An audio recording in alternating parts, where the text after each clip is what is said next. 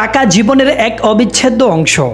আধুনিক সমাজে টাকার গুরুত্ব এতটাই বেশি যে এর অভাব হলে আপনাকে অনেক সমস্যার সম্মুখীন হতে হবে। কিন্তু আমরা অনেকেই তাৎক্ষণিক চাহিদা মিটাতে গিয়ে ভবিষ্যতের জন্য সঞ্চয় করাটাই ভুলে যাই। বর্তমান সময়ে হয়তো আমাদের মনে এই একটা ভুল ধারণা জন্মায় যে যা আছে তাই যথেষ্ট, কিন্তু এর ভবিষ্যৎ সম্পূর্ণভাবে অনিশ্চিত। আর এই অনিশ্চিত ভবিষ্যৎ থেকে বের হয়ে আসার জন্য সঞ্চয় করাটা খুবই গুরুত্বপূর্ণ। তাই বলা হয়ে থাকে, আজকের টাকাকে আপনি বাঁচালে কাল টাকা আপনাকে বাঁচাবে। তাই আজকের ভিডিওতে আমরা জানব কেন আমরা টাকা সঞ্চয় করব এবং কিভাবে টাকা সঞ্চয় করব। এই সবগুলো বিষয়কে আমরা কয়েকটা পাঠে বলতে যাচ্ছি। তাই আজকের ভিডিওটা খুবই মনোযোগ সহকারে শেষ পর্যন্ত কন্টিনিউ করুন। আশা করি আজকের ভিডিও থেকে আপনি ভালো কিছু শিখতে পারবেন। লেসন নাম্বার 1, টাকা সঞ্চয়ের প্রয়োজনীয়তা। টাকা সঞ্চয়ের গুরুত্ব এক কথায় বলে শেষ করা যাবে না। এটি শুধুমাত্র আমাদেরকে ভবিষ্যতের নিরাপদ দেয় না, পাশাপাশি আমাদেরকে অনেক বিপদ থেকে রক্ষা করে। অর্থ সঞ্চয়ের মাধ্যমে আপনি জীবনের যে কোনো অনিশ্চিত মুহূর্তে অর্থনৈতিকভাবে স্বাবলম্বী থাকতে পারবেন। আজকে যদি আপনি অপ্রয়োজনীয় খরচ কমিয়ে সঞ্চয়ের প্রতি মনোযোগ দেন, তাহলে ভবিষ্যতে বিপদ আসলে তা সামাল দেওয়া খুবই সহজ হবে। আর এই পুরো বিষয়টাকে আমি 4টি পয়েন্টে বলতে যাচ্ছি। নাম্বার 1, অর্থ সঞ্চয় মানে ভবিষ্যৎ পরিকল্পনা করা। যে ব্যক্তি তার বর্তমান আয় থেকে কিছুটা সঞ্চয় করে, সে ভবিষ্যতের অনিশ্চয়তা থেকে বের হওয়ার জন্য প্রস্তুতি নিচ্ছেন। ভবিষ্যতে যদি হঠাৎ করেই চিকিৎসার প্রয়োজন হয় বা চাকরি হারায়, তখন আপনার সঞ্চয়কৃত অর্থ আপনার কঠিন সময় পার করার হাতিয়ার হবে। তাছাড়াও বয়সের সঙ্গে সঙ্গে কাজ করার ক্ষমতাও কমে যেতে পারে, তখন আপনার সঞ্চিত টাকা আপনার সবচেয়ে বড় সহায়ক হবে। নাম্বার 2, সঞ্চয় করা মানে চাহিদাকে নিয়ন্ত্রণ করা। অনেক সময় আমরা আমাদের তাৎক্ষণিক চাহিদা মেটাতে চাই, যা কিনা বেশিরভাগ সময় অপ্রয়োজনীয়। কিন্তু এই অপ্রয়োজনীয় খরচগুলো আমাদের ভবিষ্যতের জন্য বিপদ ডেকে আনতে পারে। আর যদি আপনি সেই খরচগুলো বাঁচিয়ে সঞ্চয় করেন, তাহলে সেটা আপনার ভবিষ্যতের জন্য অনেক বড় সহায়ক হবে। আপনার অতিরিক্ত চাহিদাকে নিয়ন্ত্রণ করে আপনি ভবিষ্যতের জন্য শক্তিশালী হতে পারবেন। নাম্বার 3, বিনিয়োগের মাধ্যমে অর্থের পরিমাণ বাড়ানো। টাকা শুধু সঞ্চয় করলেই হবে না, সেটাকে সঠিক জায়গায় বিনিয়োগ করতে হবে, যাতে করে সেটা দিনে দিনে আরো বৃদ্ধি পায়। মনে রাখবেন, আজকের অর্থ সঞ্চয় এবং বিনিয়োগ আপনাকে আগামী দিনে অর্থনৈতিক শক্তিশালী করে তুলবে। নাম্বার 4, জরুরি পরিস্থিতিতে সঞ্চয়ের ভূমিকা। জীবনের যে কোনো সময় জরুরি পরিস্থিতি তৈরি হতে পারে সেটা অ্যাক্সিডেন্ট, অসুস্থতা বা চাকরির সমস্যা, অথবা পারিবারিক কোনো দুর্ঘটনা। সেই পরিস্থিতিগুলোতে আপনার টাকা সঞ্চয় থাকলে সেগুলো আপনি খুব সহজেই মোকাবেলা করতে পারবেন। এমনকি ব্যবসার ক্ষেত্রে খারাপ সময় এলে সঞ্চয়কৃত টাকা আপনার সেই ব্যবসাকে আবার দাঁড় করাতে পারে। লেসন নাম্বার 2, সঞ্চয়ের অভ্যাস কেন গুরুত্বপূর্ণ। অনেকেই মনে করে যে তাদের আয় কম, তাই তারা সঞ্চয় করতে পারবে না। কিন্তু আপনি কি জানেন, এই ধারণাটা সম্পূর্ণভাবে ভুল। আয়ের পরিমাণ যত কমই হোক না কেন সঞ্চয় করা সম্ভব। আসল কথা হলো সঞ্চয়ের অভ্যাস তৈরি করা। ছোট ছোট আকারে সঞ্চয় করলেও তা সময়ের ব্যবধানে বড় আকার ধারণ করে। আর সেখান থেকেই শুরু হয় আপনার জীবনের আর্থিক সুরক্ষা। এটাকে আমরা 3টি পয়েন্টে ভাগ করে সহজ ভাষায় বোঝার চেষ্টা করি।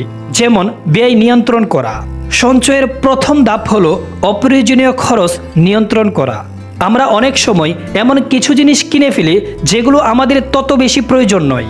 সেই অপ্রয়োজনীয় খরচগুলোকে চিহ্নিত করে সেগুলো বাদ দিলে আপনি দেখবেন আপনার হাতে অনেক টাকা বেঁচে যাচ্ছে, যা আপনি কিনা খুবই সহজে সঞ্চয় করতে পারেন। উদাহরণস্বরূপ, প্রয়োজন ছাড়াই অনলাইনে কেনাকাটা করা, অপ্রয়োজনীয় খাওয়া দাওয়া অথবা বিনোদনের পিছনে অতিরিক্ত টাকা খরচ করা, এই সব থেকে বাঁচিয়ে টাকা সঞ্চয় করা সম্ভব। নাম্বার 2, ধার থেকে দূরে থাকো। সঞ্চয় করা থাকলে আপনাকে ধার বা ঋণ নেওয়ার প্রয়োজন হবে না। অনেক সময়ই দেখা যায় অপ্রত্যাশিত খরচের জন্য ঋণ নিতে হয়। কিন্তু যদি আগে থেকেই কিছু টাকা সঞ্চয় করা থাকে, তাহলে সেই পরিস্থিতিতে ঋণ না নিয়ে আপনার সঞ্চয় থেকে খরচ করতে পারবেন। এতে করে আপনাকে ভবিষ্যতে কোনো সুদ দিতে হবে না, যা কিনা আপনার অর্থনৈতিক অবস্থাকে আরও বেশি শক্তিশালী করে রাখবে। নাম্বার 3, টাকা সঞ্চয় করা মানে শুধুমাত্র ভবিষ্যতের জন্য অর্থ জমা করা নয়, বরং সেটা আপনাকে প্রতিনিয়তই মানসিক শান্তিও দেবে। সঞ্চয় করা থাকলে আপনি প্রতিনিয়তই নিশ্চিন্তে ঘুমাতে পারবেন এবং শান্তিতে থাকতে পারবেন, কারণ আপনি জানেন যে কোনো কঠিন সময়েই আপনার হাতে কিছু অর্থ আছে যা কিনা আপনাকে সাহায্য করবে। এটা আপনাকে মানসিকভাবে আরও শক্তিশালী, আরও আত্মবিশ্বাসী করে তুলবে। লেসন নাম্বার 3, কিভাবে টাকা সঞ্চয় শুরু করবেন। টাকা সঞ্চয় করা কঠিন মনে হতে পারে, কিন্তু এটা খুবই সহজ। প্রথমে ছোট থেকে শুরু করুন। আপনার আয়ের ছোট্ট একটি অংশ প্রতি মাসে সঞ্চয় করুন। তারপর ধীরে ধীরে সেই টাকার পরিমাণ বাড়াতে থাকুন। এবার চলুন সেই ধাপগুলো জানি যেগুলো আপনাকে টাকা সঞ্চয় করতে সাহায্য করবে। নাম্বার 1, একটি বাজেট তৈরি করুন। সঞ্চয় শুরু করতে হলে প্রথমেই আপনাকে একটি বাজেট তৈরি করতে হবে। মাসিক আয় ও ব্যয়ের একটি তালিকা তৈরি করুন। দেখুন কোথায় কোথায় অতিরিক্ত খরচ হচ্ছে, সেগুলো কমানোর চেষ্টা করুন। একবার আপনার বাজেট নিয়ন্ত্রণে এলে সেখান থেকে নির্দিষ্ট একটি অংশ সঞ্চয় করুন। নাম্বার 2, একটি সঞ্চয়ের লক্ষ্য ঠিক করুন। সঞ্চয় শুরু করার সময় নির্দিষ্ট লক্ষ্য স্থির করা খুবই গুরুত্বপূর্ণ। লক্ষ্য থাকলে আপনি সঞ্চয়ের জন্য আরও বেশি অনুপ্রাণিত হবেন। উদাহরণস্বরূপ, আগামী 6 মাসের মধ্যে আপনি 20,000 টাকা সঞ্চয়ের পরিকল্পনা করতে পারেন। লক্ষ্য স্পষ্ট থাকলে আপনি প্রতিটা সময় সতর্ক থাকবেন এবং সঞ্চয় বাড়াতে পারবেন। নাম্বার 3, সঞ্চয়ের জন্য একটি আলাদা অ্যাকাউন্ট খুলুন। সঞ্চয়ের অর্থ আলাদা রাখার জন্য একটি ব্যাংক অ্যাকাউন্ট খুলতে পারেন। এই আলাদা অ্যাকাউন্ট আপনাকে সঞ্চয় করতে সাহায্য করবে এবং আপনি আপনার সঞ্চয়কৃত অর্থ সঠিক হিসাবও রাখতে পারবেন। নাম্বার 4, বিনিয়োগ করুন। সঞ্চয়কৃত অর্থ শুধুমাত্র ব্যাংকে রেখে দিলে খুব বেশি বাড়বে না, তাই সঞ্চয়কে সঠিক জায়গায় বিনিয়োগ করাটা খুবই গুরুত্বপূর্ণ। আজকাল একটু খোঁজখবর নিলেই দেখবেন অনেক বিনিয়োগের রাস্তা আছে। সেই জায়গাগুলোতে একটু সচেতনভাবে বিনিয়োগ করতে পারেন, আর এমন জায়গায় বিনিয়োগ করুন যেটা সময়ের সঙ্গে সঙ্গে আপনার অর্থকে বাড়িয়ে তুলবে। এখন হয়তো ভাবতে পারেন সঞ্চয়ের জন্য এত ঝামেলা, ধুর, মাথায় ঢুকবে না। তাহলে আপনাকে বলবো, ভাই, আপনি টাকা ইনকাম করার জন্য এত কষ্ট করতে পারেন, এত ঝামেলা মাথায় নিতে পারেন, এত টেনশন করতে পারেন, তারপরে যদি সেই টাকা আপনার কাছে নাই থাকে, তাহলে এত টেনশন, এত কষ্ট করে লাভ কি? তাই টাকা ইনকাম করার জন্য আপনি এত কষ্ট করতে পারলে সেই টাকা ধরে রাখার জন্য এতটুকু কষ্ট তো করতেই হবে। ভিডিওটা ভালো লাগলে লাইক করে শেয়ার করে দিবেন, আর আমাদের চ্যানেলটি সাবস্ক্রাইব করে পাশেই থাকুন। Thanks for watching.